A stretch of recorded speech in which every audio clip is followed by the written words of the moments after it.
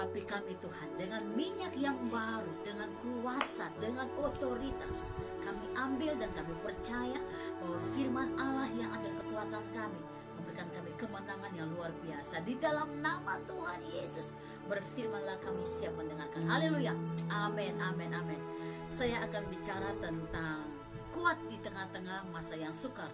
Kita baca firman Tuhan di dalam kitab 2 Timotius pasal 2 ayat 2 sampai dengan ayat yang kelima.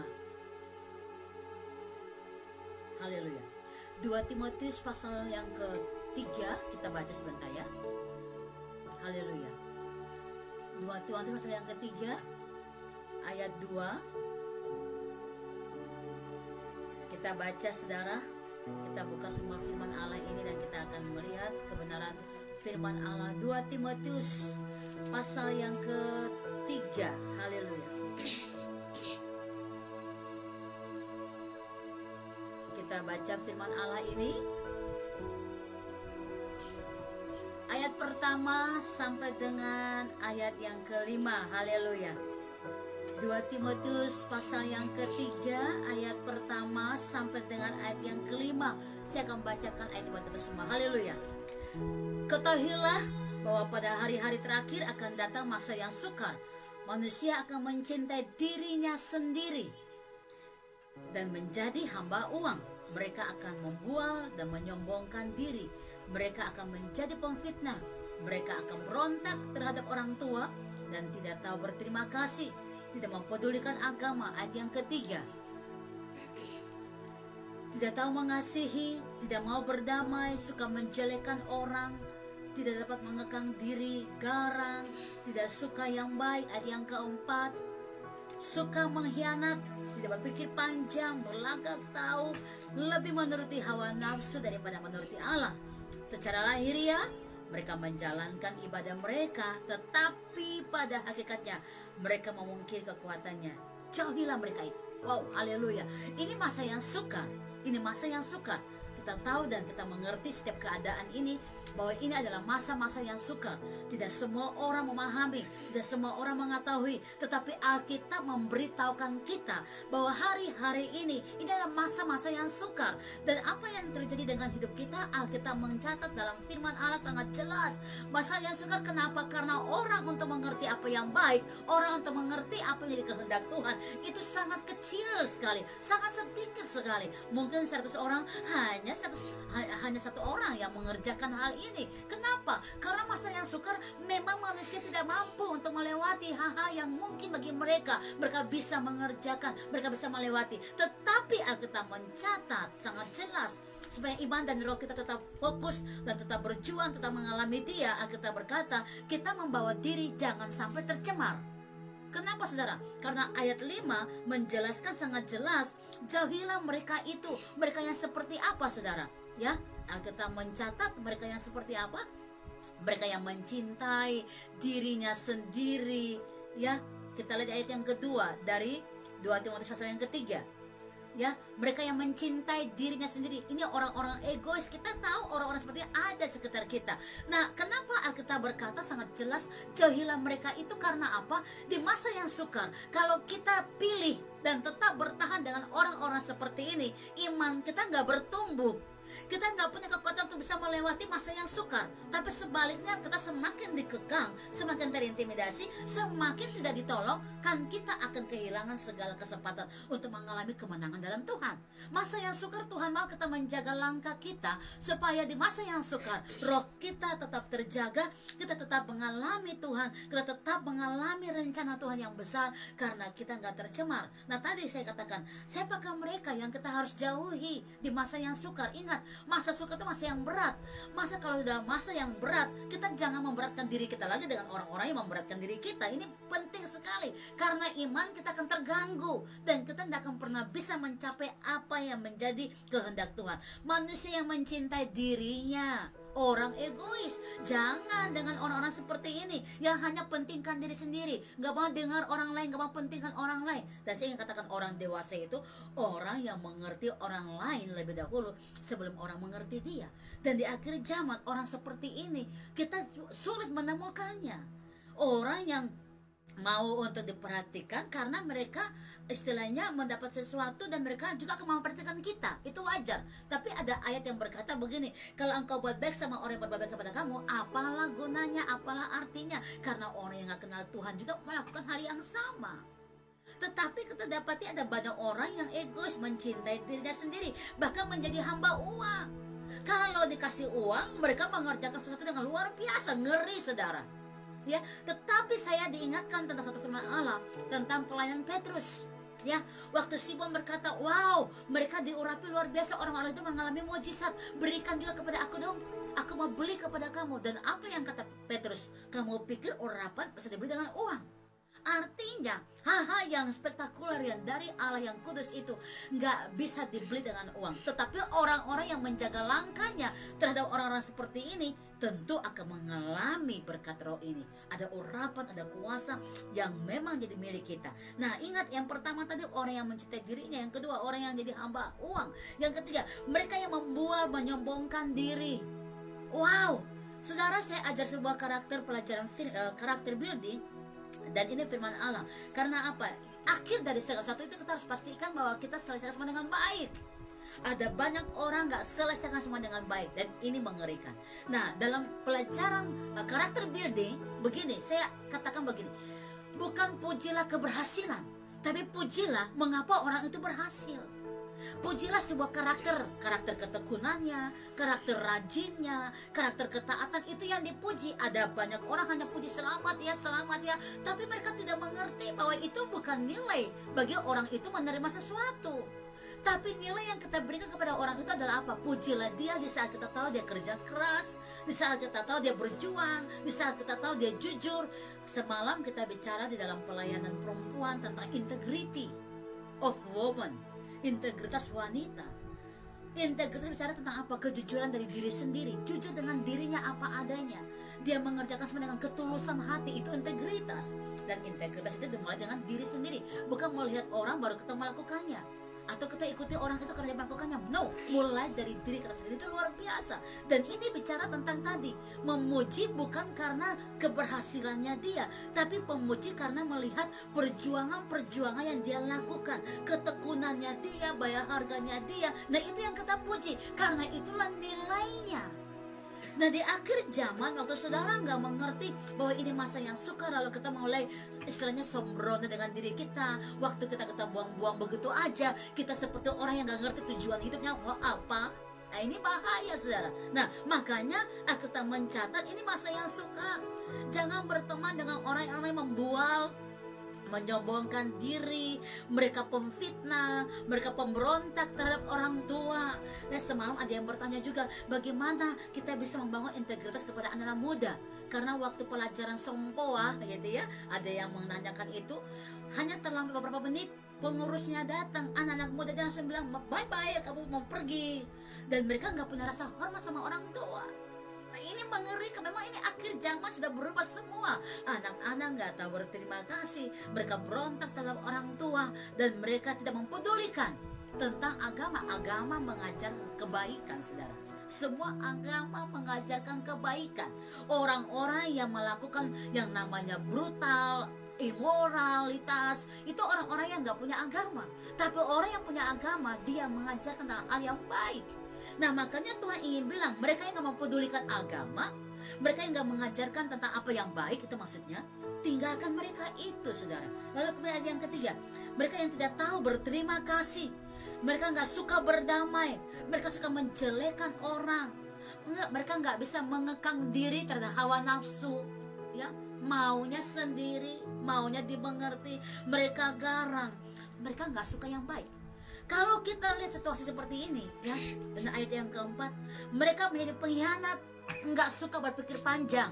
Maksudnya apa? Apa yang baik, apa yang tidak, mana yang benar, kehendak Allah itu apa, kehendak Allah mana yang bukan. Mereka nggak mengerti itu, dan ini membahayakan kita kalau kita nggak paham maksud Tuhan di balik semuanya ini, saudara. Ya, mereka lebih menuruti hawa nafsu, dan mereka ini meninggalkan jalan yang sebenarnya, walaupun mereka ini ingin beribadah, tapi pada hakikatnya mereka memungkiri kekuatan itu karena mereka nggak kuat. Mereka bukan orang-orang yang kuat. Alkitab berkata sangat jelas, jauhilah mereka itu, tanda seru. Ini berarti perintah.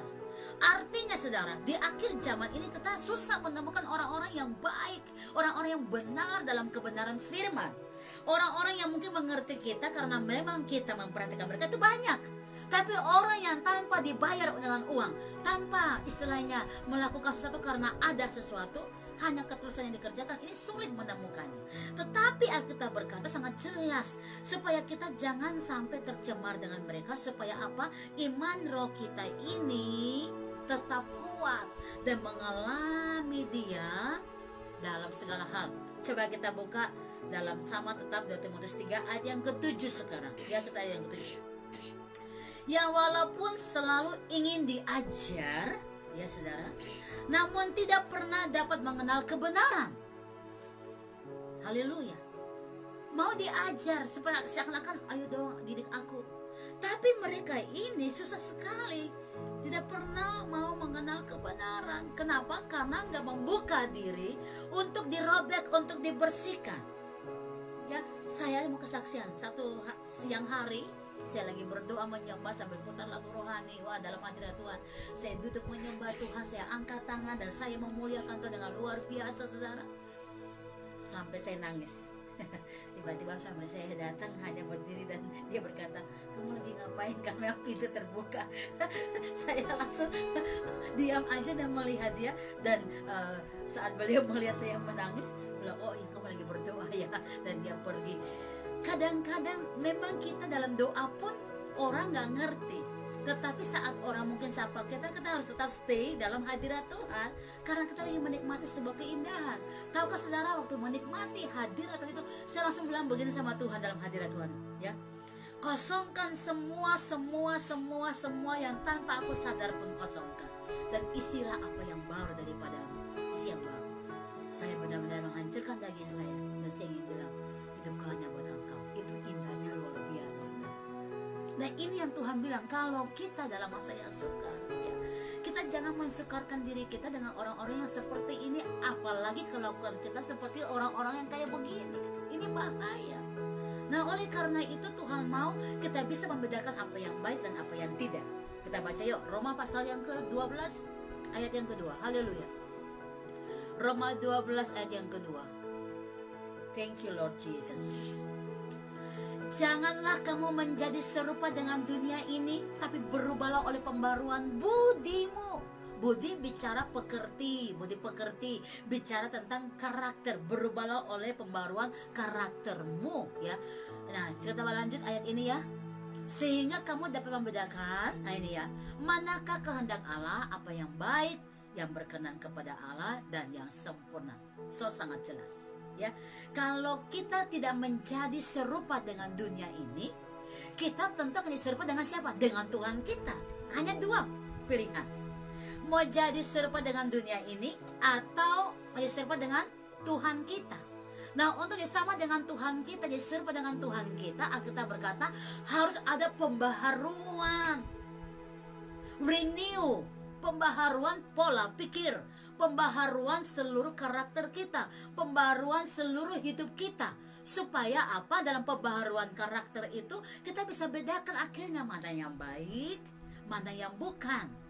Nah, kadang-kadang memang Roh Kudus berbicara di dalam hati nurani. Hati nurani itu gini, hati orang yang sudah bertobat, yang bisa bedakan mana yang baik, mana yang tidak. Orang yang sudah memiliki pertobatan ini, hati nurani selalu berbicara mana yang baik, mana yang tidak. Nah, kalau sudah seperti itu, nanti Roh Kudus akan memberikan kata-kata, memberikan pembicaraan-pembicaraan di dalam rohnya dia, sehingga dia akhirnya bisa bedakan kehendak Allah yang mana, kehendak Allah yang mana yang bukan kehendak Allah. Jadi hati nurani, semua orang punya hati nurani, bukan? Tapi hati nurani yang sudah dibaharui, yang mengalami pertobatan, itu akan gampang roh Allah bekerja. Kenapa? Karena dia sudah mulai bisa bedakan mana yang baik, mana yang tidak. Dan itu naik level, akhirnya bisa bedakan mana kehendak Allah dan mana yang bukan, karena roh Allah bekerja dalam dirinya. Nah, ini paling penting, makanya Tuhan mau kita semua dibaharui, Ya, berubahlah oleh pembaharuan budimu, berubahlah oleh karaktermu. Ya, memang karakter-karakter dasar orang itu selalu sudah ada, tetapi makanya perlu dibangun. Namanya karakter building, membangun kebiasaan-kebiasaan yang menjadi polanya. Kebiasaan-kebiasaan apa? Saling menghormati orang, saling berterima kasih. Dalam buku saya bicara tentang satu kata yang sederhana, tahu berterima kasih. Tapi kata itu bisa menghancurkan orang untuk memiliki hati hamba, saudara. Nah, di tengah-tengah masa yang sukar ini, kita memiliki hati hamba, kita sendiri mungkin sulit. Apalagi orang sekitar kita, belum tentu semua punya itu. Makanya Tuhan ingin bilang begini, jangan bergaul sama mereka supaya kamu gak jadi sama dengan mereka. Itu maksudnya. Karena apa? Di masa yang sukar ini kita butuh apa? Roh yang luar biasa. Kita butuh apa? Iman yang luar biasa. Kita butuh apa? Kekuatan roh yang luar biasa untuk kita tetap stay dan berkata, ini aku melayani engkau. Haleluya. Gampang banget kok untuk bisa melakukan hal-hal dunia karena kita masih dalam dunia. Tapi jadi orang benar, jadi orang percaya itu butuh perjuangan, saudara. Makanya apa? Pujilah perjuangannya. Dan kalau kita sudah berjuang, ya, dalam Wahyu bilang apa? Jangan sampai kamu nggak punya minyak. Jangan sampai pakaianmu nggak kenakan pakaian putih. Ini bicara tentang kekudusan dan urapan. Pakaian putih bicara tentang kekudusan di akhir zaman, masa yang sukar. Tuhan lagi mencari siapa yang tetap menjaga dirinya kudus. Dan yang kedua, minyak bicara tentang urapan. Berpakaian putih. Di dunia ini apa yang kau kejar? Tidak ada, saudara. Selain apa? Hidupmu melayani dia, hidupmu memuliakan dia, dan sampai akhirnya kita semua mendapat mahkota kehidupan kekal. Wahyu 3 menjelaskan. Makanya jemaat Philadelphia mengalami berkat tersendiri. Kenapa? Tuhan berkata, aku tahu perjuanganmu, aku tahu segala sesuatunya. Tetapi jemaat di Laodikia berbeda. Mereka meninggalkan kasih Tuhan yang mula-mula. Mengerikan sekali. Dan sebuah firman itu Tuhan bukakan untuk kita bisa belajar mana yang baik, mana yang tidak, dan kita mengalami kemenangan-kemenangan yang dahsyat. Nah, Tuhan ingin kita melihat bagaimana orang-orang yang bertumbuh di dalam Tuhan, bagaimana mereka tetap setia dengan Tuhan karena mereka mengalami ujian-ujian yang luar biasa, dan mereka tetap bisa menang karena mereka pegang firman Allah. Nah, jemaat di Efesus juga mengalami hal yang sama seperti di Laodikia. Kenapa, saudara? Karena mereka semua punya yang namanya loveless. Kasih itu sedikit sekali, sangat berkurang. Kasih yang mula-mula itu mempertahankan kita untuk hidup kudus di tengah-tengah masa yang sukar, saudara. Makanya ingat bagaimana engkau dibawa Tuhan. Ingat bagaimana engkau, ada banyak orang waktu mengalami Tuhan, ya, komitmennya begitu banyak. Tapi setelah Tuhan kasih semua, hilang komitmennya. Ini mengerikan sekali. Kita perlu mengerti firman Allah ini, karena firman Allah ini menuntun kita ke jalan kebenaran. Nah, kita coba buka sebentar dalam kitab Wahyu. Kita lihat dari jemaat Efesus, ya, bagaimana perbedaan mereka dengan jemaat di Philadelphia. Luar biasa. Kita buka dalam kitab Wahyu pasal yang ketiga. Saya mau buka sedikit tentang hal ini karena apa? Masa yang sukar ini kita nggak bisa berjalan dengan apa yang kita pikir itu baik menurut kita. Tetapi kita harus tahu apa yang dikehendaki Allah yang baik. Kita buka dulu di pasal 2 dulu, Wahyu 2. Kita baca ayat 2 sampai dengan ayat yang kelima. Ya, sangat jelas Tuhan bicara di sini bagaimana mereka-mereka ini bekerja dengan luar biasa. Udah kerja luar biasa aja, Tuhan masih kasih nilai bahwa kamu tidak berkenan di hadapanku. Ada apa sampai Tuhan bisa bilang begitu pada mereka, orang-orang yang sangat giat. Aku tahu segala pekerjaanmu, baik jerih payahmu maupun ketekunanmu. Mereka tekun loh, saudara. Mereka orang-orang yang bekerja keras loh, luar biasa. Aku tahu bahwa engkau juga gak dapat sabar terhadap orang-orang jahat. Artinya gak akan kompromi dengan kejahatan. Ini luar biasa kan, saudara, karakternya, ya. Bahwa engkau telah mencobai mereka yang menyebut dirinya rasul, tetapi yang sebenarnya tidak demikian. Bahwa engkau telah mendapati mereka pendusta. Artinya mereka tuh, orang-orang di Efesus ini nggak mau kumpulkan diri di dalam pencemaran ibadah yang bukan ibadah sebenarnya. Istilahnya nggak mau ikut-ikutan, itulah, saudara, ya. Dan engkau tetap sabar dan menderita oleh karena namaku, dan engkau tidak mengenal lelah. Luar biasa, bukan? Luar biasa. Mereka ini orang-orang Efesus yang luar biasa. Saya kadang-kadang berpikir, belum tentu saya bekerja keras seperti ini, mungkin saya nggak terlalu lelah, mungkin mereka ini luar biasa. Tetapi lihat, walaupun sudah tekun, ya, walaupun sudah luar biasa dalam pelayanan, ayat yang keempat dari Wahyu 2 menjelaskan seperti ini. Namun demikian aku mencela engkau. Wow, kenapa Tuhan mencela mereka? Bukankah mereka sudah bekerja dengan luar biasa? Tuhan menegur mereka, ya, lihat saudara ya. Karena engkau telah meninggalkan kasihmu yang semula. Wow, ya, apalagi kita mau buat apa-apa, tiba-tiba dia hilang juga semuanya. Ngeri banget saudara. Orang yang udah setia seperti pada Efesus aja, Tuhan masih mencela mereka. Karena yang Tuhan mau adalah kalau mereka sudah berjuang dan tekun, mereka tetap mempertahankan kasih yang mula-mula. Kenapa kasih yang mula-mula? Karena kasih yang mula-mula mengingatkan kita kepada apa yang Tuhan buat. Sama seperti waktu bangsa Israel keluar dari Mesir, masuk ke dalam menuju tanah perjanjian. Sebelum ke sana mereka diuji dalam padang gurun. Tapi Tuhan selalu bilang apa? Ingatlah aku yang membawa engkau keluar. Ingatlah aku yang seperti itu. Tuhan selalu ingatkan mereka. Dan Tuhan mau kita semua mengerti rencana ini. Ingatlah apa yang Tuhan buat di awal, gitu ya. Saya berdoa, Tuhan, kalau aku sudah Engkau bawa terus naik, buat aku punya hati tetap humble, tetap mengasihi Engkau, tetap ingat dan tetap semakin, bahkan semakin dan semakin mencintai Engkau lebih lagi. Dan no compromise untuk hal-hal yang bukan Engkau inginkan. Ini penting saudara. Makanya jemaat-jemaat di Efesus saya kaget. Walaupun mereka sudah berjuang dengan luar biasa, Tuhan tetap mencela. Karena apa? Tentang apa yang diperbuatan Tuhan di awal, kalau kita lupa, maka lupalah semuanya tuh. Selesai semuanya saudara. Itu maksudnya. Tetapi jemaat di Philadelphia, mereka sampai selesai segala sesuatu tetap memegang perintah Allah dan tetap memiliki hati yang mencintai Tuhan seumur hidup. Mengapa mereka pegang firman Allah? Karena mereka mencintai Tuhan, bukan mencintai dunia ini. Harga bayarnya banyak, yes, tapi mereka tetap fokus dengan Tuhan. Ini luar biasa. Nah, oleh karena itu kembali lagi dalam pembelajaran firman Tuhan hari ini, saudara. Kalau masa ini sukar, saya percaya tidak ada yang sukar bagi anak-anak Tuhan kalau kita menjaga langkah kita tetap aman karena kita pegang firman-Nya dan berjalan dengan orang-orang yang tepat, seia sekati dalam satu roh, seiman dalam panggilan roh. Karena mereka pun akan menjaga panggilan roh dalam diri kita, dan mereka akan membawa kita sampai kepada apa yang kehendak Tuhan. Menutup dari firman Allah, kita buka dalam kitab Mazmur pasal yang pertama, saudara. Haleluya. Berbahagialah orang yang tidak berjalan menurut nasihat orang fasik, dan tidak berdiri di jalan orang berdosa, dan yang tidak duduk dalam kumpulan pencemooh. Berbahagia. Berbahagia bicara tentang bahasa asli adalah mereka yang beruntung. Makarioi, mereka yang beruntung. Berbahagialah mereka karena mereka beruntung, dan diberkatilah mereka. Itu luar biasa saudara ya. Diberkatilah aku, berbahagialah aku, beruntunglah aku kalau aku tidak berjalan di jalan orang fasik, ya, nggak berdiri di jalan orang berdosa, dan tidak duduk dalam kumpulan orang pencemooh. Kenapa? Makanya di ayat yang kedua dari Mazmur 1 tadi menjelaskan hasilnya, ya. Kesukaannya adalah firman Allah, Taurat Tuhan.